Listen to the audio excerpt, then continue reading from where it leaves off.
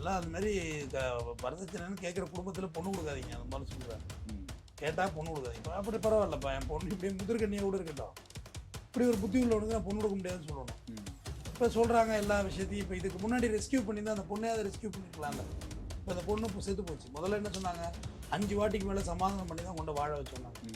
ஒரு வாட்டிக்கே நீங்கள் சமாதானம் பண்ணாமல் என் பொண்ணு நீ வரதட்சணை கிட்ட குடும்பம் இருக்கிற, என் பொண்ணுலாம் வாழாது. திருமணத்துக்கு முன்பே வந்து ஒரு வாட்டி தற்கொலை முயற்சி பண்ணியிருக்கிறதா ஒரு நிமிஷம் சொல்கிறேன். அதெல்லாம் ப்ரூவ் பண்ணால் கேஸு ஆட்டம் கண்டுரும். ஓகேயா, அது அவங்க தான் பார்த்துக்கணும். நம்ம நடந்தது சொல்கிறேன், அவ்வளோதான். பிஃபோர் மேரேஜே அவங்களுக்கு மென்டலி ஸ்ட்ரெஸ் இருந்தது. வரதட்சணை கேட்க வேண்டிய அவசியம் எங்களுக்கு இல்லை. போத் சைடு ரிச் ஃபேமிலி தாங்கிற ஸ்டாண்ட் அவங்க சொன்னாங்க. Enquiry almost completed. Police report தாக்கல் பண்ணிட்டாங்க. என்கொயரி முடிஞ்சு விட்னஸ் எல்லாம் எக்ஸாமின் பண்ணியாச்சு, விட்னஸ் எல்லாம் ரெக்கார்ட் பண்ணியாச்சு. இதுக்கு மேலே வச்சிருக்கிறது வேஸ்ட் அப்படின்றது தான் கேஸோட தேர்வு. நான் பல பேருக்கு அது பெயிலில் விட்டாங்க, பெயிலில் விட்டாம்பாங்க. பெயில் விடத்தான் செய்வாங்க. டிரைவர் மேலே மண் திருட்டு கேஸ் போட்டிருக்காங்க. Lorry driver, super lorry. Judge அதே நிர்மல்குமார் தான் கேட்டார், மாண்பு நீதியாக இருக்குது. மண்ணு திருடான் டிரைவர் தான் மண்ணு திருடானா? ஓனர் சொல்லாமல், வண்டி ஓனர் சொல்லாமல் எப்படி எடுத்துகிட்டு போவான்? ஓனர் மேலே பேர் போடுங்க. ஏன் இப்படி பண்ணுறீங்க? இருக்கவனுக்கு ஒரு நியாயம், இல்லாத ஒரு நியாயம் என்ன? மொத்தத்தில் கான்ட்ரவர்ஷியல் டெத்தை எரிக்காதீங்க. நான் இது அறிவுரையாக சொல்கிறேன். கண்டிப்பாக புதைங்க அதை திருப்பி அதை போஸ்ட்மார்ட்டம் பண்ணாமல் எடுத்து பண்ணலாம். நம்ம ரீபோஸ்ட்மார்ட்டம் ஏதோ பண்ணணும், கோர்ட்டில் வீட்டில் ஆர்டர் வாங்கினாக்க என்ன பண்ண முடியும்? எரிச்சதை என்னத்தை பண்ணுறது? நான் 3 மாதிரிலையும் பார்த்துட்டேன். கவின் இதுலையும் பார்த்துட்டேன், அஜித் இதுலையும் பார்த்துட்டேன், இதுலையும் பார்த்துட்டேன். எல்லாம் எரிச்சா இதெல்லாம் டிஃபென்ஸ் வைக்கிறது வழக்கு. அவங்க வாத திறமை எடுத்து வைப்பாங்க. 2 பேருமே பணக்காரவங்க, வரதட்சணை கேட்க வேண்டிய அவசியம் இல்லைங்கிறதையும் சொல்லியிருக்காங்க. எல்லாத்தையும் கூட்டி கழித்து பார்த்தா அந்த ஒருத்துக்க நோக்கி தான் தீர்ப்பு கொடுக்க முடியும். எப்பொருள் யார் யாரை கேட்படும் அப்பொருள் மெய்ப்பொருள் காண்பது அறிவு. அதுதானே அறிவு விஞ்ஞானம் சிஸ்டம். மெய்ஞானம்ங்கிறது அதுதானே. நீங்கள் சொன்னதுனால ஒரு விஷயத்தை நான் ஒத்துட்டு போகணும்னு அவசியம் இல்லை. கண்டிப்பாக எல்லாத்தையும் விசாரிக்கணும். என்ன நடந்துச்சு? அதான் தம்பி, 100 குற்றவாளிகள் இங்கே தப்பிக்கலாம். ஒரு நிருபராதி தண்டிக்கப்பட்டால் அது வந்து அநீதி ஆகிடும். நீதி ஒரு ஆசத்தினா அநீதி ஆகிடும். அதை செய்யாது, நீதிமன்றம் செய்யாது. டாப்ஸி ரிப்போர்ட்டில் தூக்க மாத்திரை ஓவர் டோஸ் கொடுத்துருக்குன்னு ரிப்போர்ட் வருது. 4 வயசு குழந்தை 3 வயசு குழந்தை தூக்க மாத்திரை போட்டு சாப்பிட போதா? சூசைட் பண்ணிக்க போதா? இல்லை அள்ளிப்போட்டு போட போதா? சார் வணக்கம் சார். வணக்கம் சார். இந்த யாராலுமே மறக்க முடியாத ஒரு கேஸ்ன்னு பார்த்தீங்கன்னா ரிட்டனியா அவர்களோட கேஸ் தான் சார். ஏன்னா வரதட்சணை கொடுமையில் ஒரு பொண்ணு வந்து தற்கொலை பண்ணியிருக்காங்க. இப்போ அந்த கேஸில் பார்த்தீங்கன்னா அங்கே கவினோட ஃபேமிலி 3 பேருமே இப்போ நிபந்தனை ஜாமீனில் வந்து வெளியே வந்திருக்காங்க. இந்த கேஸை பற்றி ஏன் இவ்வளோ நாள் அவங்களுக்கு ஜாமீன் கொடுக்கல, இப்போ வெளியே வந்திருக்காங்க இல்லையா சார்? இல்லை, உங்களுக்கு ஜுடிஷியல் கஸ்டடியில் உள்ளே இருக்க வைக்கிறது எதுக்குன்னா, என்கொயரிக்கு நீங்கள் தொல்லை பண்ணாமல் இருக்கணுங்கிறது தான் உங்களை உள்ளே வைக்கிறது. வெளில இருந்தால் அதை நோண்டி வேலை பார்த்துக்கிட்டே இருப்பீங்க. இப்போ ஜாட்சியை கலைக்கிறது, ஏதாவது டீல் பேசுகிறது, அது தான் உள்ளே வைக்கிறது. Enquiry almost completed. Police report தாக்கல் பண்ணிட்டாங்க. என்கொயரி முடிஞ்சு போச்சு. விட்னஸ் எல்லாம் எக்ஸாமின் பண்ணியாச்சு, விட்னஸ் எல்லாம் ரெக்கார்ட் பண்ணியாச்சு. இதுக்கு மேலே வச்சிருக்கிறதுக்கு வேஸ்ட்டு அப்படின்றது தான் கேஸோட தேரி. நான் பல பேருக்கு அது பெயிலில் விட்டாங்க, பெயிலில் விட்டாம்பாங்க. பெயில் விடத்தான் செய்வாங்க. ஏன்னா ஆல்மோஸ்ட் 90 days நெருங்கிடுச்சு. 90 நாளில் மேண்டேட்டரியிலே பெயில் உண்டு அவங்களுக்கு உண்டு. 2வது அந்த ரிதன்யாவோட வாய்ஸ் நோட்டு வந்து ஃபோரன்சிக்ஸ் லேபுக்கு போயிருக்கு. அதுவும் பாதுகாப்பான இடத்துக்கு போயிட்டு, அது அதோட குரலா ஏஐ அப்படின்றதெல்லாம் அவங்க ரிப்போர்ட் கொடுப்பாங்க. ஆனால் அது அதோட குரல் தான் வச்சுக்கங்களேன். ஒன்று. அடுத்து லாஸ்ட் டைம் ஜஸ்டிஸ் நிர்மல்குமார் ஐயாட்ட வந்தபோது என்னையா போஸ்ட்மார்ட்டம் ரிப்போர்ட் ஒரு பேப்பரில் பிடி பேப்பர் போய் 10 லைன்லாம் இருக்கு, எடுத்துட்டு போய் முழுசா அப்படின்னாங்க. அப்புறம் முழுசா சப்மிட் பண்ணிட்டாங்க. அப்புறம் அடுத்தது ரிதன்யா வந்து வரதட்சணை கொடுமையா ஆளாக்கலன்னு சொல்லி ஆர்டிஓ தகவல் சொல்லியிருந்தாரு. அது ஜட்ஜி தான் சத்தம் போட்டார், இது என்ன அக்கப்போரு, அப்புறம் என்ன அந்த பொண்ணோடைய வாய்ஸ் நோட்டுக்கு என்ன அர்த்தம் இருக்கு, போயிட்டு எல்லாம் ஒழுங்காக எடுத்துருவாங்க அப்படின்னு வச்சு விட்டாரு. அப்புறம் ஜஸ்டிஸ் இப்போ ஜெயச்சந்திரன் ஐயாட்ட வந்துச்சு. அவர் எல்லாத்தையும் பார்க்குறாரு. ரிதன்யாவோட தரப்புலையும் இன்டர்வியூனர் வந்திருந்தாங்க. ஆப்போசிட் சைடில் 2 சீனியர் கவுன்சில் அப்பியர் ஆகியிருந்தார். யாருக்கு? அக்யூஸ் சைடுக்கு, கவின்குமார் குடும்பத்துக்கு, சித்ராதேவி குடும்பத்துக்கு. அப்போ அவங்க என்ன சொல்கிறாங்கன்னா, பிஃபோர் மேரேஜே வந்து ரிதன்யாவுக்கு மென்டலி ப்ராப்ளம் இருந்துச்சு, ஸ்ட்ரெஸ் இருந்துச்சுங்கிற மாதிரி அவங்க ஸ்டாண்டர்ட். அது அவங்களோட விஷன் எடுத்திருந்தாங்க. அது உண்மையா சார்? அது தெரியல, நம்ம அப்படி சொல்ல உண்மையாக போய் நமக்கு தெரியாது. ஏன்னா திருமணத்துக்கு முன்பே வந்து ஒரு வாட்டி தற்கொலை முயற்சி பண்ணியிருக்கிறதா ஒரு நியூஸும் சொல்கிறாங்க. அதெல்லாம் ப்ரூவ் பண்ணால் கேஸு ஆட்டம் கண்டுரும். ஓகேயா, அது அவங்க தான் பார்த்துக்கணும். நம்ம நடந்தது சொல்கிறேன், அவ்வளோதான். பிஃபோர் மேரேஜே அவங்களுக்கு வந்து மென்டலி ஸ்ட்ரெஸ் இருந்தது. வரதட்சணை கேட்க வேண்டிய அவசியம் எங்களுக்கு இல்லை. போத் சைடு ரிச் ஃபேமிலி தாங்கிற ஸ்டாண்ட் அவங்க சொன்னாங்க. பிஃபோர் மேரேஜ் நாங்கள் வரதட்சணை டீல் பேசுறதுக்கான எந்த ஆதாரமும் இவங்கள்ட்ட கிடையாது. வரதட்சணை டீல் எங்க முன்னில தான் பேசுனாங்கன்னு சொல்லணும். அதுக்கு எதுவுமே இவங்க ஆதாரம் வச்சிருக்க. வீட்டுல பேசிக்கிற ஒரு விஷயத்துக்கு ஆதாரம் காட்ட முடியாது. யாரோ 2 பேர் இருந்திருக்கணும், மீடியேட்டர்னு ஒருத்தவங்க இருப்பாங்க கல்யாணத்துக்கு. அப்படி சொல்றது ஆர்கியூமெண்ட்டுங்கிறது அப்படிதான் தம்பி இருக்கும். ஒரு விஷயங்கிறது அப்படிதான் இருக்கும். அதை எதுவுமே அவங்க ப்ரொசீட் பண்ணலை. நாங்கள் எதுக்கு லஞ்சம் கேட்கணும்? ஆல்மோஸ்ட் என்கொயரி கண்டஸ்ட் முடிஞ்சு போச்சு. அவங்களாம் சீனியர் சிட்டிசன், அவங்கள என்ன உள்ளே வச்சிருந்து என்ன பண்ண போறீங்க அப்படிங்கூட. அப்புறம் இவர் ரிதன்யா தரப்புலையும் என்ன சொல்லியிருந்தாங்கன்னா, அவங்க ஃபாதர் சைட்லேருந்து உள்ள ஆர்குமெண்ட் என்னென்னா, அந்த வாய்ஸ் நோட் அப்போ தான் எங்களுக்கு தெரியுமே இது வரதட்சணை குடும்பம் இங்கே பண்ணுறாங்கன்னா, அதுக்கு முன்னாடி எங்களுக்கு தெரியாது. ஸோ பெயில் கொடுக்கக்கூடாதுன்னு அது என்ட்ரவினர் அப்ஜெக்ஷன் பண்ணுவாங்க. அது எல்லாம் இயல்பு தான். பட் ஒரு நீதிபதிங்கிறவர் வந்து ஒரு வழக்கு சென்சிட்டிவா ஆகிட்டுங்கிறதுனாலவே உள்ளே வச்சுக்கிட்டு இருக்க முடியாது. சட்டம்படி தான் அவரும் செய்ய முடியும். மீடியா ஃபோக்கஸ் பண்ணிடுச்சு, ஹைக் பண்ணிட்டு அவர் விழுத விட முடியாது. இல்லை பெரிய கேஸ்ன்றனால அவ்வளோ இது இருக்காது. அது ஒரு பணக்கார விட்டு புள்ள காரில் வந்து செத்துச்சு, வாய்ஸ் நோட் போட்டிருந்தது, அதை விட்டு எல்லாருமே ஃபேமஸாக பேசினாங்க. 1000 ரிதன்யாக்கள் இங்கே தினம் செத்துக்கிட்டு தான் இருக்கு வரதட்சணையில். அதுக்கு பிறகு எத்தனை டெத்து வரதட்சணை இங்கே திருவள்ளூரில் ஒன்று, இங்கே கன்னியாகுமரியில் ஒன்று, அப்படியே நடந்துக்கிட்டு தானே இருக்கு. அதனால அது ஒரு மேட்ரு பெருசாகிடுச்சு. காரில் பாடி கிடந்துச்சு, ஒரு வாய்ஸ் நோட் இல்லைன்னா இந்த அளவுக்குலாம் ஹிட் ஆகிருக்காது மேட்ரு. இப்போ அந்த வாய்ஸ் நோட்டு போடலன்னா கூட இவங்க கேஸையே திசை திருப்பிட்டு இருப்பாங்க இல்லையா சார்? அந்த பொண்ணுக்கு வேற ஒரு தொடர்பு இருக்கு, இந்த மாதிரி விஷயங்கள்லாம் கூட கோர்ட்ல மாத்துறதுக்கு வாய்ப்பு இருந்திருக்கும் இல்லையா சார்? வாய்ஸ் நோட்டு போட்டது தொட்டு கொஞ்சம் ஓரளவு ஸ்ட்ராங்காக இருக்கு வழக்கு. மற்றபடி வாய்ஸ் நோட்டில் டவுரியை தவிர்த்து செக்ஷுவல் ஹராஸ் எல்லாம் வந்து நீங்கள் எப்படி ப்ரூவ் பண்ணுவீங்க? அதெல்லாம் ஒன்றுமே ப்ரூவ் பண்ண முடியாது. அது பெட்ரூமுக்குள்ள நடந்த விஷயம். நான் வந்து பர்பஸாக செக்ஸ் பண்ணேன், பட் அந்த பொண்ணுக்கு அது என்னன்னே தெரியலன்ற ஸ்டாண்டெல்லாம் எடுப்பாங்க. செக்ஸ்னா என்னன்னே தெரியாது ஒரு பொண்ணு. நான் ஒன்றும் தவறா இயற்கை முரணா நான் செக்ஸ் வச்சுக்கல, நான் நார்மலாக தான் இருந்தேன், பட் அது அப்படி அது அந்த மாதிரி மீனிங் எடுத்துக்கிட்டுங்கிற ஸ்டாண்டெல்லாம் எடுப்பாங்க. அதெல்லாம் ட்ரையலில் நடக்கிற விஷயங்கள், அதை எடுக்கிற ஸ்டாண்டு. டவுரி யாரா வாங்கினதுக்கு கொடுத்ததுக்கான ஆதாரங்கள்லாம் பார்ப்பாங்க. ரிட்டர்னியாவோட ரிலேட்டிவ் வந்து ஒரு தகவல் ஒன்று சொல்லியிருந்ததா கேள்விப்பட்டேன் சார். இவங்க மறைமுகமாக கேட்டிருந்தாங்க, கல்யாணத்துக்கு முன்னாடி 300 சவரன், குழந்தை பிறந்ததுக்கு அப்புறம் 200 சவரன், மறைமுகமாக ஒரு 500 சவரன் கிட்ட கேட்டாங்க. அதே மாதிரி இந்த காருமே பார்த்தீங்கன்னா 62 லட்சம் ரூபாய்க்கு ஒரு கார் வாங்கி கொடுத்துருக்காங்க. அதுவுமே கவின்குமாருக்கு பிடிச்ச மாதிரி தான் வாங்கி கொடுத்துருக்காங்க. அவங்களுமே சொன்னாங்களா 2 காராக வாங்கியிருக்கலாம், ரிட்டர்னியா ஒன்று நீங்கள் ஒன்று யூஸ் பண்ணிக்கலாமே, இல்லை இந்த கார் தான் வேணுன்ற மாதிரிலாம் சொல்லியிருந்தாங்க சார். எல்லாம் அது மாதிரி வரதட்சணைன்னு கேட்குற குடும்பத்தில் பொண்ணு கொடுக்காதீங்க, அந்த மாதிரி சொல்கிறேன். கேட்டால் பொண்ணு கொடுக்காதீங்க. அப்படி பரவாயில்லப்பா, என் பொண்ணு இப்படியே முதிர்கண்ணியாக கூட இருக்கட்டும், இப்படி ஒரு புத்தி உள்ளவனுக்கு நான் பொண்ணு கொடுக்க முடியாதுன்னு சொல்லணும். இப்போ சொல்கிறாங்க எல்லா விஷயத்தையும். இப்போ இதுக்கு முன்னாடி ரெஸ்கியூ பண்ணியிருந்தா அந்த பொண்ணே அதை ரெஸ்கியூ பண்ணியிருக்கலாம்ல. இப்போ அந்த பொண்ணு இப்போ செத்து போச்சு. முதல்ல என்ன சொன்னாங்க, 5 வாட்டிக்கு மேலே சமாதானம் பண்ணி தான் கொண்டு வாழ வச்சோன்னாங்க. ஒரு வாட்டிக்கே நீங்கள் சமாதானம் பண்ணாமல் என் பொண்ணு நீ வரதட்சணை கிட்ட குடும்பப்படுத்துற, என் பொண்ணுலாம் வாழாது, நீ என்ன சொல்கிறான்னு கேட்டுருந்துருக்க. யாரு பொண்ணு வீட்டில் கேட்டிருந்தா அந்த டெத்தை தடுத்துருக்கலாம். இப்போ உட்காந்து பேசத்தானே முடியுது, நம்மளால உயிர் போயிச்சே. 500 சவரன் கேட்குறாங்க சார். ஏன்னா ரெண்டுமே பணக்கார வீட்டு ஃபேமிலி. இது வந்து எப்படி ஒரு தன்னோட பணம் எப்படி சொல்றது, இப்போ நாங்க வந்து இவ்வளவு வெல் செட்டில்டா இருக்கோம், எங்க பொண்ணுக்கு இவ்வளவு பண்றோன்றது ஒரு பெருமைக்காக ஒரு கல்யாணம் பண்ண மாதிரி தானே இருக்கு இது. அதான் சொல்றேன், இங்க இலையில 18 வகை 20 வகை கறி வைக்கிறாங்க தம்பி. 2 வகை கறி சாப்பிட்டோன்னே நமக்கு வயிறு நம்பிடுது. ஆனா அவங்களோட பணக்கார இருப்பை காமிக்கிறது அவங்க வச்சு காமிக்கிறாங்க இலையில. அவ்வளவு அவசியம் இல்லைங்கிறது மாதிரி தான் நான் நினைக்கிறேன். நமக்கு சமமான அந்தஸ்தான ஃபேமிலியா தான் பாக்குறாங்க இல்லையா? எல்லாருமே ஏழை வீட்டுல யாரும் நாடுறது இல்லையே. ஒருத்தன் பணக்காரனா இருக்கானா அவன் என்ன செஞ்சாலுமே இங்க சரியாவே படுது. அவன் என்ன செஞ்சாலும், ஒரு BMW காருக்காரன் ஆச்சு அயோக்கியத்தனம் பண்றானா பெருசா எடுத்துக்கிறது இல்லை. அதே ஒரு ஷேர் ஆட்டோக்காரன் தப்பு பண்ணிட்டா அவனை என்ன பாடுபடுத்துறோம்? சிம்பிளா சொல்லுங்களேன். ஆமா, இவங்களை நம்ம எப்படி நினைக்கிறோம்? BMW போறவங்கள கிளாஸ் போட்டு அவங்க உட்காந்துருக்க ரோமியோக்களை எப்படி பாக்குறீங்க? ஒன்னும் சொல்ல மாட்டாங்க சார், போங்க சார். ஆட்டோக்காரங்கனாலே இப்படிதான் இருந்துருவாங்க. அவ்வளவுதான், பிடிச்ச வேகத்திலே போன் அடிச்சு கொடுப்பான் விஐபிட்ட போலீஸ்காரங்க. சரி அனுப்பிச்சிடுறேங்க.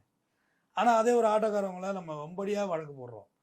டெய்லி நைட்டு வந்து ட்ரிங்க் அண்ட் டிரைவ் பைக்ல மட்டும் தான் போறோம். குடிச்சிட்டு போறானா? கார்ல குடிச்சிட்டு போகல இல்லையா? யாரும் போவே இல்லையா இங்க? ஆனா பைக்கை தானே கார்னர் பண்றாங்க. கார்காரன் மேல கேஸ் போடுங்க, 50 பேர் மண்டைக்கு போடுங்க. போட முடியாது, அவன் அவ்வளவு சவுண்ட் வச்சிருப்பான் பேக்ரவுண்ட்ல. பொதுவாகவே சொல்றேன், ஏழைக்கும் மணக்காரனுக்கு வித்தியாசம் இருக்கு தம்பி. எல்லா கேஸையும் சொல்லுவேன். ஒரு மண்ணு கேஸ் ஒன்று வந்துச்சு அன்னைக்கு நாங்க இருந்தேன். டிரைவர் மேல மண் திருட்டு கேஸ் போட்டிருக்காங்க. Lorry driver, tipper lorry. Judge அதே நிர்மலகுமார் தான் கேட்டார், மாண்புமிகு நீதியரசர். மண்ணு திருடான் டிரைவர் தான் மண்ணு திருடானா? ஓனர் சொல்லாம, வண்டி ஓனர் சொல்லாம எப்படி எடுத்துட்டு போவான்? ஓனர் மேல பேர் போடுங்க. ஏன் இப்படி பண்றீங்க? இருக்கவனுக்கு ஒரு நியாயம், இல்லாத ஒரு நியாயம். இதே ஜஸ்டிஸ் SM சுப்பிரமணியம் மதுரையில கலக்கலையா அஜித்குமார் மேட்ரு? இல்லைனா அது அந்த அளவுக்கு வந்திருக்குமா? நீங்க கொஞ்சம் கூட கவலைப்பட மாட்டீங்க ஏழை மனிதர்களுடைய வாழ்க்கை மேல. இந்த PVC பைப், ஒயரிங் பைப்பெல்லாம் அடிச்சு ஒருத்தர் செத்துருவானா? காதுல எப்படி ரத்தம் வந்துச்சு? அயன் ராடு எங்க? இரும்பு ராடை மகஜரில் கைப்பற்றுங்க. இந்த மாதிரி கேஸை வீக்கா போட்டு நாளைக்கு ரியோக் பண்ணிட்டு கிராஜுவிட்டி பூரா வாங்கிட்டு போயிடுவீங்க. பட் செத்தவனுக்கு ஒண்ணுமே இருக்காது வாழ்க்கை. இப்ப இந்த கேஸுமே அப்படிதானே சார் போட்டு இருக்காங்க. ஏன்னா ரிட்டனியோட அப்பா போயிட்டு இறந்த அன்னைக்கு போய் கம்ப்ளைண்ட் கொடுக்க சொல்ல இது ஒரு வரதட்சணை கொடுமையா இந்த கேஸை வந்து அவங்க போடல. ஜஸ்ட் ஒரு தற்கொலை கேஸா தான் போட்டிருக்காங்க இல்லையா? தற்கொலைக்கு காரணம் வந்து யாருன்ற மாதிரி இப்போ பையனோட வீடுன்ற மாதிரி 194 சப் கிளாஸ் 3 85 108 போட்டிருக்காங்க. Okay, 194 sub class 3 suicide by within 7 years 70க்குள்ள இருந்து போனது தான் ஆடியோ விசாரணை வந்து. அந்த வழக்கு ஒரு வழக்கு கொண்ட கொடுத்தோன்னே இங்கே ஒரு கொலை அப்படின்னு நீங்கள் கொண்ட கொடுத்தீங்கன்னா பழசில் 174 சிஆர்பிசின்னு சொல்கிறது சந்தேக மரணம் அப்படின்னு அதை வைப்பாங்க.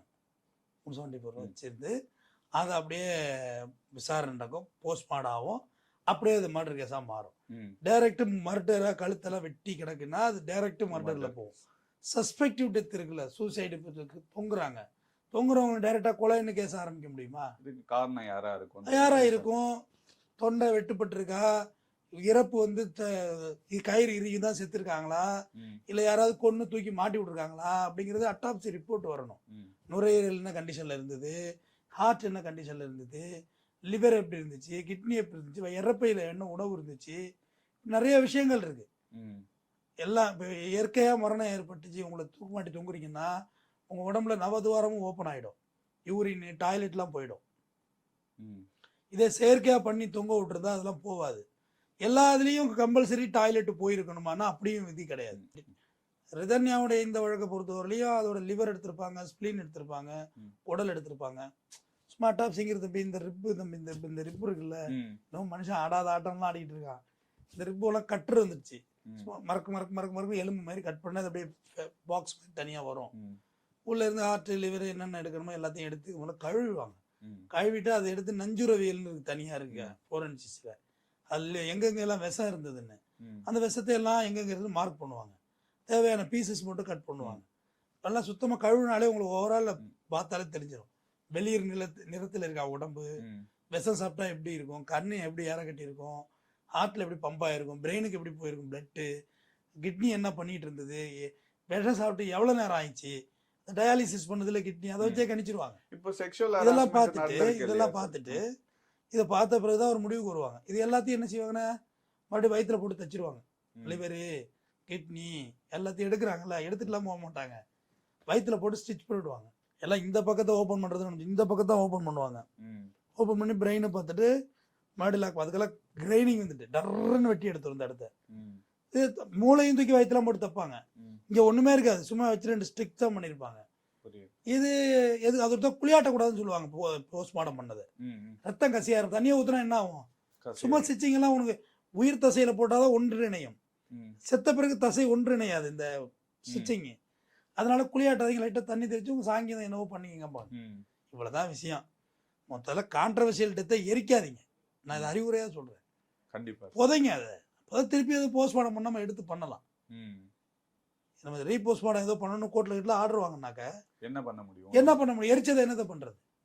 நான் 3 இதுலேயும் பார்த்துட்டேன், கவின் இதுலேயும் பார்த்துட்டேன், அஜித் இதுலேயும் பார்த்துட்டேன், இதுலேயும் பார்த்துட்டேன். எல்லாம் புதைச்சி எரிச்சா இப்படி நம்ம முறைப்படி முறைப்படி எல்லாம் கிடக்குது. முறைப்படி தான் அங்கே நடக்கலையே.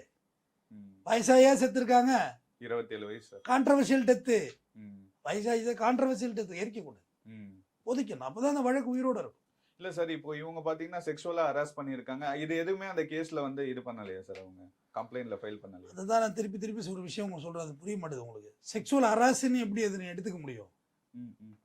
செக்ஷுவல் இப்போ ரேப்புங்கிறது வேற, பட் கணவன் மனைவியாக இருக்கிறது ரேப்புன்னு வராது இல்லை, அதை நீங்கள் ப்ரூவ் பண்ண முடியாதுல்ல. இல்லை சார், நான் என்ன கேட்குறேன்னா ஸ்டார்டிங்கில் வந்து இது கொலை கேஸாக அவங்க போடலை, ஜஸ்ட் நார்மலாக எப்பவுமே கொலை கேஸா இல்லை, அது இன்னைக்கும் கொலை கேஸா இல்லை, கொலை கேஸா இல்லை. ஆனால் இவங்க வரதட்சணை கொடுமைன்றத ஆமாம், வரதட்சணை கொடுமை மஸ்ட் போடுவாங்க. 7 வருஷம் ஆகிட்டு இல்லை, 7 வருஷத்துக்குள்ள வரது டவுரி டெத்து தான் அது. எல்லா கேஸும் 99% அப்படி தான் போடுவாங்க. இப்போதான் அந்த கேஸை வந்து டவுரி டெத்தாக வந்து ஆமாம் என்கொயரிலாம் பண்ணணும்ல, ஆர்டிஓ என்கொயரி பண்ணுறவரை அரெஸ்டே ஆக மாட்டாங்க, வெளில தான் இருப்பாங்க. அதில் முடிச்சே ஒரு கன்க்ளூஷன் கொண்டு வருவார், இது டவுரி டெத்து தானே, அதுக்கு பிறகு தான் அரெஸ்ட் பண்ணுவாங்க. இதெல்லாம் ப்ரொசீஜர் தானே சார். இப்போ ரிட்டனியா வந்து ஒரு 3 சிம் கார்டு யூஸ் பண்ணதா சொல்றாங்களே சார், அதை பற்றி சொல்லுங்க சார். இல்லை அது அவங்க மேலே அலிகேஷன் கொண்டு வரதா சொல்லுவாங்க. 3 சிம் கார்டு யூஸ் பண்ணாங்க, கேரக்டர் அசாசினேட் பண்ணுவாங்க. இதிலே கூட சொல்லியிருக்காங்க, இந்த ஹைகோர்ட் பெயிலே வந்து அவங்க சைடு அக்யூஸ் சைடு என்ன சொல்லியிருக்காங்கன்னா, ரிட்டனியா பிஃபோர் மேரேஜே வந்து மென்டலி டிஸ்டர்ப்டாக இருந்தாங்க, அதான் ஆஃப்டர் மேரேஜ் அப்படி நடந்துட்டு சொல்லுவாங்க. இதெல்லாம் டிஃபென்ஸ் வைக்கிறது வழக்கு. அவங்கவுங்க அவங்க வாத திறமை எடுத்து வைப்பாங்க. 2 பேருமே பணக்காரவங்க. ம். வரதட்சணை கேட்க வேண்டிய அவசியம் இல்லைங்கிறதையும் சொல்லியிருக்காங்க. ம். எல்லாத்தையும் கூட்டி கழிச்சு பார்த்தா தம்பி ஒருத்துக்க நோக்கி தான் தீர்ப்பு கொடுக்க முடியும். ம். ம். எப்பொருள் யார் யாரை கேட்படும் அப்பொருள் மெய்ப்பொருள் காண்பது அறிவு. ம். அதுதானே அறிவு சிஸ்டம். மெய்ஞானம்ங்கிறது அதுதானே. ம். நீங்க சொன்னதுனால ஒரு விஷயத்தை நான் ஒத்துட்டு போகணும்னு அவசியம் இல்லை. கண்டிப்பா. எல்லாத்தையும் விசாரிக்கணும். என்ன நடந்துச்சு? அதான் தம்பி 100 குற்றவாளிகள் இங்க தப்பிக்கலாம். ஒரு நிருபராதி தண்டிக்கப்பட்டா அது வந்து அநீதி ஆயிடும். ம். நீதி ஒரு ஆசத்தினா அநீதி ஆயிடும். அதை செய்யாது, நீதிமன்றம் செய்யாது. சிம் கார்டுக்கு என்ன ரிதன்யா தரப்புல இருந்து என்ன சொல்றாங்கன்னா, ரிதன்யா வந்து ஒன்று ஃபேமிலி பேசுறதுக்கு, ஃப்ரெண்ட்ஸ்கிட்ட பேசுறது, இன்னொன்று வந்து கணவன் நான் வந்து லைன் பேசுறது, இன்னொன்று அவங்க பிஸ்னஸ் பண்ணிடுறாங்க. அந்த புடவையில பண்றாங்களா ஆரி ஒர்க், அது லட்சக்கணக்கில் போகுதப்பா பிஸ்னஸ். அது 9,000 10,000 வாங்கி விட்டு டியூஷன் எடுத்திருக்காங்க ஆன்லைன்ல. ஏழைப்பட்டவங்களுக்கெல்லாம் சும்மா 3,000 4,000 வாங்கிட்டு இந்த பாப்பா எடுத்து கொடுத்தா சொல்லிடுறாங்க. நல்லது செஞ்சா நல்லது தானே. அதனால 3 சிம் கார்டுக்கு விளக்கம் தான். நம்மள்ட்டே சாதாரணமே 3-4 சிம் வந்துருதுங்க. ஒரு பிசினஸுக்குன்னு ஒரு சிம் கார்டு பெரிய விஷயம். எல்லார்ட்டையுமே இருக்கும் தானே. அதெல்லாம் சிம்முக்கெல்லாம் போய் என்ன விளக்கம் சொல்றது? அத்தனை சிம்மு வேணா ஐடி ப்ரூஃப் எடுத்து பார்த்து இன்கமிங் அவுட் கோயிங் சிடிஆர் வேணா எடுத்து பார்க்கட்டும். இவங்க அப்படிதான் கேஸை கொண்டு வருவாங்க. வேற கனெக்ஷன் இருந்துச்சு, வேற அஃபையர் இருந்துச்சு, இப்படிதான் கொண்டு வருவாங்க. இப்படிலாம் கொண்டு போக வாய்ப்பு இருக்கு. வழக்கு கொண்டு போறது தானே. இதனால சாவல, மென்டலி ஸ்ட்ரெஸ்ஸா இருந்தது, பிஃபோர் மேரேஜ் இது சூசைட் அட்டன் பண்ணிருக்குன்னு ஒரு தகவல் சொல்றாங்க. அதே கொண்டு வருவாங்க. அதெல்லாம் ரெக்கார்டிங் ஆகி ஏதோ ஹாஸ்பிட்டல் ட்ரீட்மெண்ட் ரிப்போர்ட்லாம் எடுத்துட்டு வந்தாங்க. சூசைட் பண்றது சில பேர் ஹேபிட் தெரியல. அது நிறைய வாட்டி சொல்லுவாங்க நான் சூசைட் பண்ணுவேன், கடைசியா ஒரு நாள் பண்ணிப்பாங்க. அது ஒரு மென்டல் ப்ராசஸ். அது ஒரு நாள்ல நடக்காது. சூசைடுங்கிறது ஒன் டே ப்ராசஸ் கிடையாது. அது உங்க உடம்புல மெட்டபாலிசம் ஊறிக்கிட்டே இருக்கும். சூசைட் பண்ணணும் பண்ணணும் பண்ணணும் பண்ணணும்னு எந்த காரணமும் இருக்காது, சூசைட் பண்ணிப்பாங்க. ஆனா இவங்களுக்கு நிறைய காரணங்கள் இருக்கு. கல்யாணம் ஆகி ஆடியோ நோட் இருக்கு. ஏதோ சம் இஷ்யூ அந்த பாப்பாவுக்கு அங்க நடந்துதான் இருக்கு. அது என்னன்னு விசாரிச்சு நீதிபதிக்கு பார்த்தாலே தெரியும்பா. அதுதான்ப்பா நீதிபதி. கோகுல்ராஜ் கொலை வழக்குல சுவாதி சாட்சியே சொல்லல, எனக்கு யாருன்னே தெரியாது. நான் கோகுல்ராஜ் ஜட்ஜி பார்க்கலையா, கை கோத்துட்டு போறா லூஸ் என்ன பார்த்தா உனக்கு தெரியுது? நீ சாட்சி சொன்னான்னு சொல்லணும். தண்டனை கொடுக்குறதா யுவராஜுக்கு கொடுத்தாங்களா இல்லையா மதுரையில? ஸோ வழக்கோட எல்லா தரத்தையும் பார்க்கணும். நீதிபதிக்கு தெரியும். இப்ப அபிராமி, குன்றத்தூர் அபிராமியில யார் ஐ விட்னஸ்? யாரும் கிடையாது. எப்படி தண்டனை கொடுத்தாங்க? இவங்களை தவிர கொலை யாரும் பண்ணிருக்காங்க. அதுதான் பாயிண்ட். அட்டாப்சி ரிப்போர்ட்ல தூக்க மாத்திரை ஓவர் டோஸ் கொடுத்துருக்குன்னு ரிப்போர்ட் வருது. 4 வயசு குழந்தை 3 வயசு குழந்தை தூக்க மாத்திரை போட்டு சாப்பிட போதா? சூசைட் பண்ணிக்க போதா இல்ல அள்ளிப்பட்டு போடுங்க போதா? இவங்கதான் காரணம். அவ்வளவு ஆடியோ நோட் இருக்கு. குழந்தை செத்துருச்சுன்னு. அப்பா இதெல்லாம் மனிதன் மிருகங்கள்டா அப்பா. இதெல்லாம் எதுல கொண்டு சேர்க்கறதுன்னு தெரியல. இவங்களுமே அப்படிதானே சார் இருக்காங்க. இவ்வளவு பணம் காசு கொடுத்து ஒரு பொண்ணை கல்யாணம் பண்ணி கொடுத்துருக்காங்க. அப்படி இருந்தும் ஒரு பொண்ணை டார்ச்சர் பண்றதுன்றது ரொம்ப தப்பு இல்லையா சார்? எங்களுக்கு நீ கல்யாண நாள் அதை என் பொண்டாட்டியை வாழ்த்து சொன்னாங்க. அது எப்படி வாழ்த்துறதுனா, ஒரு நண்பர்களாய் வாழும் எங்களை எப்படி நாங்கள் திருமண நாளை வாழ்த்தி கொள்வதுன்னு ஜெயகாந்தன் சொல்றாரு. ஒரு கணவன் மனைவிங்கிறவங்க ஒரு பெரிய ஃப்ரெண்டா இருக்கணும். ஃப்ரெண்ட்ஷிப்ல எவ்வளவு கோளாறு இருக்கு. உன் ஃப்ரெண்ட்ஸோட நீ அட்ஜஸ்ட் பண்ணி வாழலையா? சொல்லுங்க. உங்க ஆம்பளை ஃப்ரெண்ட்ஸ், மேல் ஃப்ரெண்ட்ஸ் இப்போ எனக்கு இருக்காங்கன்னா 100% அவன் எனக்கு பர்ஃபெக்டா இல்லை நான் அவனுக்கு பர்ஃபெக்டா? இல்லையே. சில குறைகள் இருக்கும் என்கிட்ட, நிச்சயமா இருக்கும். Error is humanity. தவறு செய்யறவன் தான் மனுஷன். பெர்னாட் ஷா சொன்னது. உங்ககிட்ட சில தப்பு இருக்கும். உன் மேல எனக்கு சில கோபங்கள் இருக்கும், என் மேல சில கோபங்கள் இருக்கும். ஆனா அது அப்படியே நண்பர்களா ஏத்துக்கிறோம்ல.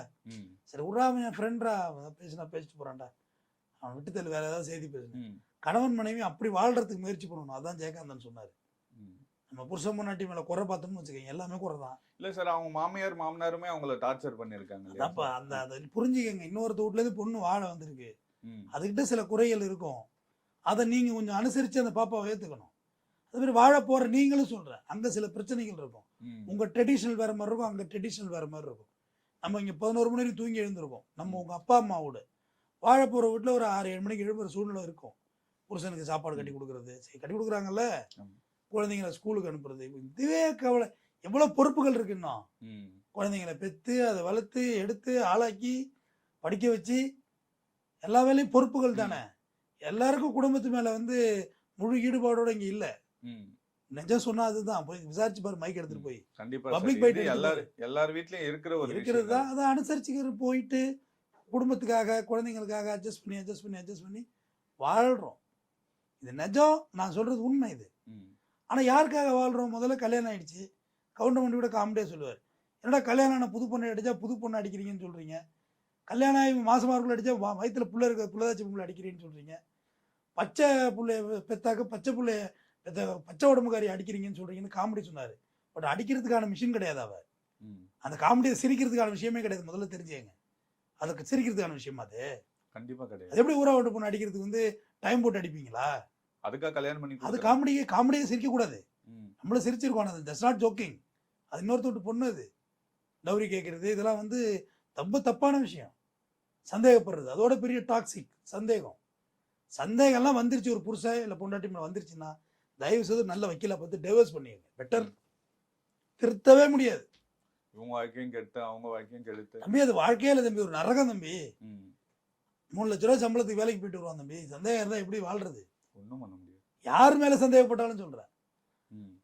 உங்களுக்கு கண்ணெதிர உன் புருஷன் லைட்டாக தப்பு பண்ணுறான்னு தெரிஞ்சுதுன்னா ஒன்று இந்த வாழ்க்கை பெட்டர். இது ஒரு வீக்னஸ் தான் இந்த படவாவுக்கு இருக்குது. அப்படின்னா அட்ஜஸ்ட் பண்ணி வாழ முடிஞ்சா அட்ஜஸ்ட் பண்ணி வாழ்ந்துக்கிறோம். ம். வேற வழியே இல்லை, என்ன செய்யறது? இல்லை நம்ம அட்ஜஸ்ட் பண்ண முடியாது, என் பெட்டை இன்னொருத்த ஷேர் பண்ணுறத விரும்பலைன்னா டிவோர்ஸ் பண்ணி.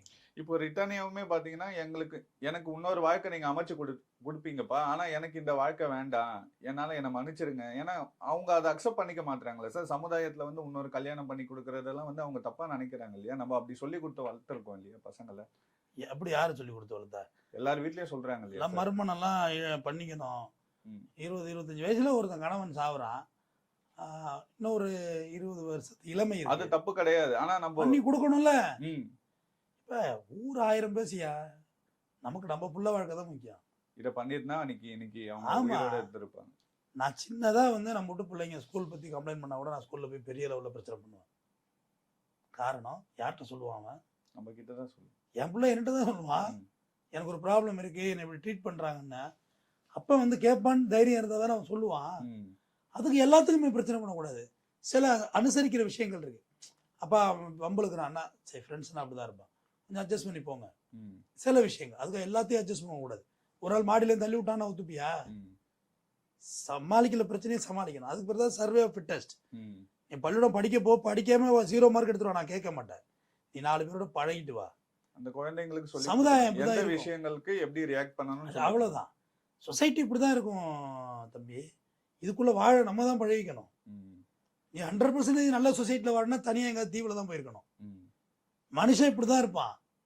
மனுஷனோட குணம் இதுதான். ஒரு அனிமலுக்கு ஒரு குணம் இருக்குல்லப்பா. நம்மளே சோசியல் அனிமல் தானப்பா, சமூக விலங்கு. ரிதன்யாவோட சொந்தக்கார பையன், ஒரு 11 வயசு பையன் ஒருத்தர் விசாரிச்சாங்க. அதுல வந்து அக்கா அது மாரி ரொம்ப வரதட்சணை கொடுமை பண்றாங்கடா, நான் யாருக்கிட்ட சொல்றதுன்னே தெரியல, வீட்டில் சொல்றதுக்கு அவங்க கஷ்டப்படுவாங்களும் பயமா இருக்கு, இங்க ஆனால் என்னால் வாழ முடியல, ஏன்னா தினம் சித்திரவதனைதான்னு ஒரு தகவல் சொல்லியிருக்காங்க. அந்த பையனையும் ஆர்டிஓ விசாரிச்சிருக்காங்க. அந்த அறிக்கையெல்லாம் மைனர் பையன் தானே, அந்த அறிக்கையெல்லாம் கோர்ட்டுக்கு வந்துடும். ஏன்னா அவங்க 11 வயசு பையன்கிட்ட ஷேர் பண்ண ஒரு விஷயத்த வெளியே சொல்லாதன்ற மாதிரியும் சொல்லி இருக்கிறதா சொல்றாங்க சார். அதுவும் ஒரு சின்ன குழந்தையா வாழ்ந்துருக்கு. வெளி உலகம் சொல்லாம நீங்க வளர்த்துருக்கீங்க பிள்ளைங்களை வெளி உலகம் நல்லா சொல்லி வளர்க்கணும். ஏன்னா இவங்க செக்ஷுவலா இவ்வளவு டார்ச்சர் பண்ணப்பட்டிருக்கிறதுலாம் பாத்தீங்கன்னா ரிட்டனி அவங்க அம்மாக்கே அவங்க இறக்கத்துக்கு முன்னாடி நாள் தான் தெரியும்ன்ற மாதிரியும் சொல்லியிருந்தாங்க சார். இதெல்லாம் என்ன சொல்றதுன்னு தெரியல. அவ்வளவு பிற்போக்குத்தனமா குடும்பங்கள் இருக்காங்க. முதல்ல பிள்ளைங்கள்ட்ட என்ன பிரச்சனை ஏது, அதான் அழைப்பு அழைக்கிறதுன்னு சொல்லுவாங்க தெரியுங்களா? 1ஆம் மாதம் ஒரு அழைப்பு, 15 நாள் ஒரு கறி விருந்து, 1ஆம் மாதம் அழைப்பு, 3ஆம் மாதம் அழைப்பு, 6ஆம் மாதம் அழைப்பு, 9ஆம் மாதம் அழைப்பு. 9ஆம் மாதம் பிறகு மாப்பிள்ளை வீட்டில் அனுப்ப மாட்டாங்க. ரைட்டா? எதுக்காக அப்படி அழைச்சாங்க அந்த காலத்துலனா, எப்படி வாழ்ற, அங்கே என்ன ஸ்டேட்டஸ் குடும்பத்தில் இருக்குன்னு தெரிஞ்சுக்கிறது தான் அந்த மெத்தட்லாம் கொண்டு வந்தாங்க. அதெல்லாம் நம்ம பெற்றோர்கள் தான் குழந்தைங்கள்ட்ட கேட்டுக்கணும், தெரிஞ்சுக்கணும், சொல்லி கொடுக்கணும், எல்லாத்தையும் புரிதலோட வளர்த்து கொடுக்கணுங்கிறது தான் என்னோட விருப்பம். நீ உயிர் போன பிறகு யார் தப்பு செஞ்சாங்கிறதெல்லாம் கோர்ட்டு முடிவு பண்ணும். ஆனால் லாஸ் நமக்கு ஆயிட்டு இருக்கு. இப்போ கடைசியாக இந்த கேஸை எப்படி கொண்டு போவாங்க சார்? ரிட்டனியா பக்கம் கேஸ் ஜெயிக்க வாய்ப்பு இருக்குமா சார்? ஜெயிக்க வாய்ப்பு இருக்கு. அப்படி சொல்லக்கூடாது நான் ஜெயிக்கும் தோக்குன்னு.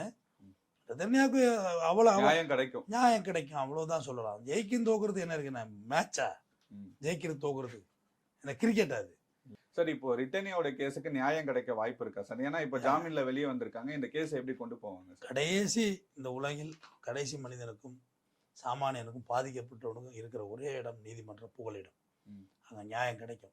நம்ம வரிசையாக பார்த்தோம், பொள்ளாச்சியில் அவனுங்க எவ்வளோ பணக்காரனுங்க, நியாயம் கிடைச்சதா கிடைக்கலையா? கண்டிப்பாக. அண்ணா யூனிவர்சிட்டி நானுங்க 5 மாதத்தில் நியாயம் கிடைச்சதா இல்லையா? நியாயம் கிடைச்சிட்டு தான் இருக்குது, எல்லா இடத்துலையும் கிடைச்சிட்டு தான் இருக்குது. அது வழக்கை நடத்துகிற விதத்தில் நம்ம நடத்தணும். கோர்ட்டுக்கு தேவை எவிடன்ஸ், அதுபடி நியாயம் கிடைக்கும். இப்போ அபிராமிக்கு தண்டனை கொடுக்கலையா? 7 வருஷம் பெயிலே கொடுக்கல. இவன் பேர இந்த போலீஸ்காரனுங்க சாத்தாங்குளம் இன்ன வரைக்கும் பெயிலே கொடுக்கலையே, திருப்புவனத்தில் உள்ள தூக்கி வைக்கலையா? நியாயம்லாம் கிடைக்கும் தம்பி. நம்ம பெயிலில் வந்தவொடனே இப்போ ரிதன்யாவுக்கு நியாயம் கிடைக்கவில்லைன்னு எழுத ஆரம்பிச்சிருவாங்க. ம். Bail as per provisional. ஆனா இந்த கேஸ்ல பெரிய ஆதாரமே அந்த ஆடியோ தான் சார். அந்த வாய்ஸ் ஃபோரன்சிக் லேபில் பத்திரமா இருக்கு, கோர்ட்டுக்கு வரும். ம். அவங்க எக்ஸ்பர்ட் ஒப்பீனியன் கொடுக்கணும்ல, ம். ஒப்பீனியன் கொடுக்கணும். ஆமா. எல்லாத்தையுமே நீங்க ஆய்வு பண்ணாம சயின்ஸ் விட்னஸ் எடுத்துட்டு வர முடியாது. ம். ஏஐ பண்ணி கொண்டு வருவீங்க, ஆமா. டப்பிங் பண்ணி கொண்டு வந்தா என்ன பண்ண முடியும்? ம். கோர்ட்டு தவறான ஒரு ஆதாரத்தை வச்சு நீ ஜோடிச்சதை வச்சு ஒருத்த மேல ஜட்ஜ்மெண்ட் கொடுத்து அது அநீதி ஆயிடும். கண்டிப்பா. நீங்க எல்லாம் ஜோடிச்சதை வச்சு ஒரு ஜட்ஜ்மெண்ட் கொடுக்க முடியாது. அந்த ஆடியோ என்ன, அதுக்கு அப்பீல் போனா நாரி போயிடாது. இதை கூட செக் பண்ணாம எப்படி தண்டனை கொடுத்தீங்க? ஏன்னா நீதிபதியை கேட்டிருந்தாரு இல்லையா சார், இந்த ஏன் இதை வந்து விசாரிக்கலன்ற மாதிரி. அது போன வாட்டியும் கேட்டிருந்தாரு. ஆடியோவுக்கு என்ன சொல்றீங்க, ம். எப்படி வரதட்சணை கொடுமை இல்லைன்னு எப்படி சொன்னீங்க, ம். இதான் போஸ்ட்மார்டம் ரிப்போர்ட்டா எழுதி கொண்டு வாங்கினாரு. இப்போ இந்த ஜெயச்சந்திரன் ஐயாட்ட வந்துச்சு இந்த வழக்கு. ம். போன வாட்டி ஐயா நிர்மல்குமார் ஐயாட்ட வந்துச்சு இந்த வழக்கு. அது அவங்க அதுக்கான இது, அது பெயில். ம். ட்ரையல் கோர்ட் அங்கே தானே இருக்கு, மயிலா கோர்ட், அங்கே வச்சு இந்த நீதி கிடைக்கும். கண்டிப்பா சார். இந்த கேஸை எப்படி கண்டிப்பா ரிட்டனியாக்கு வந்து நீதி கிடைக்கும் நம்புவோம் சார். ரொம்ப நன்றி. நன்றி.